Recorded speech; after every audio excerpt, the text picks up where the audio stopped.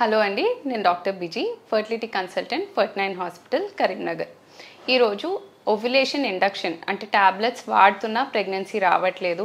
Next step మాకు చిన్న పద్ధతి చెప్పారు, ఐయుఐ చెప్పారు, అసలు కన్ఫ్యూజింగ్ ఉంది, ఏంటిది ఇది అని చాలామంది అడుగుతూ ఉంటారు. సింపుల్గా ఒకసారి ఎక్స్ప్లెయిన్ చేస్తానండి. టాబ్లెట్స్ వాడదాము. టాబ్లెట్స్లో మనం టార్గెట్ చేసేది ఏంటిదంటే ఇవి రెండు అండాశయాలు, దీస్ ఆర్ ద 2 ట్యూబ్స్ అండి, అండ్ దిస్ ఇస్ ద గర్భసంచి.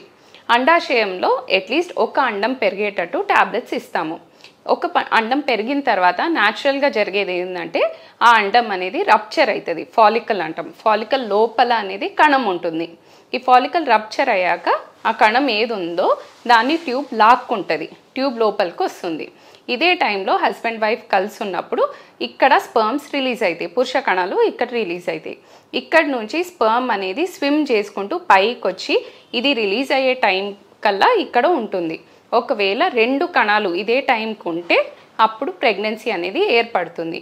ప్రెగ్నెన్సీ ట్యూబ్లో పెరుగుతూ around 3rd to 5th day వరకు ఇక్కడ జారి గర్భసంచి లోపలికి వచ్చి అతుక్కుంటుంది. ఇది నార్మల్ ఫెనామినన్. సో మనం ట్యాబ్లెట్స్ ఇచ్చేటప్పుడు ఓన్లీ ఇదొకటి పెరిగేటట్టు చూసుకుంటాము, కణం బయటికి వస్తుందా లేదా అనేది చెక్ చేస్తాము. ఐయుఐ అనేది సెకండ్ స్టెప్. ఒకవేళ స్పర్మ్ పారామీటర్స్లో ఏమైనా తేడా ఉంది, స్పర్మ్ కౌంట్ ఏమైనా తక్కువ ఉంది, కదలికలు తక్కువ ఉన్నాయి, లేదా ఇండక్షన్ సైకిల్ చాలాసార్లు చేసుకున్నారు, ట్యాబ్లెట్స్ పదే వాడారు కానీ ప్రెగ్నెన్సీ రావట్లేదు అన్నప్పుడు సెకండ్ స్టెప్ మనం ఐయుఐ అనేది చూసుకుంటాం. ఈ రెండింటికి కావాల్సింది ట్యూబ్ మాత్రం బ్లాక్ ఏం ఉండకూడదు, ట్యూబ్ షుడ్ బి నార్మల్.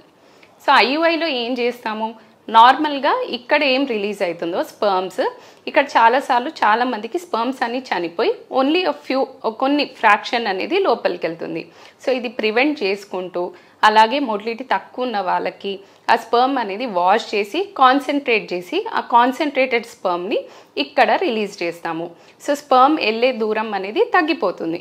ఇక్కడ నుంచి రావాల్సింది ఇక్కడ నుంచి ఇక్కడ వెళ్ళాల్సి వస్తుంది.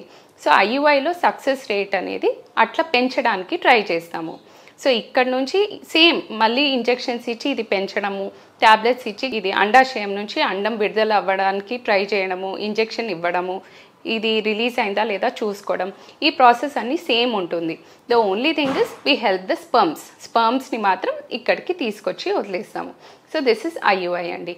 దీంతో కూడా ప్రెగ్నెన్సీ రావట్లేదు, there is some problem అంటే అప్పుడు we ask you to go for 3rd step, అది IVF. Thank you.